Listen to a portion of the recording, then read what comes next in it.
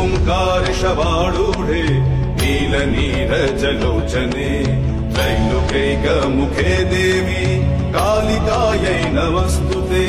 प्रत्यलीढपदे घोरे मुण्डमाला प्रलम्बिते खड्गलम्बोदरी भीमे कालिकायै नमस्तुते नवयौवन सम्पन्ने गजकुम्भपवस्तनि बागेश्वरी शिवे शान्ते कालिकायै नमस्तुते लोलजिह्वे हरालोके नेत्रत्रय विभूषिते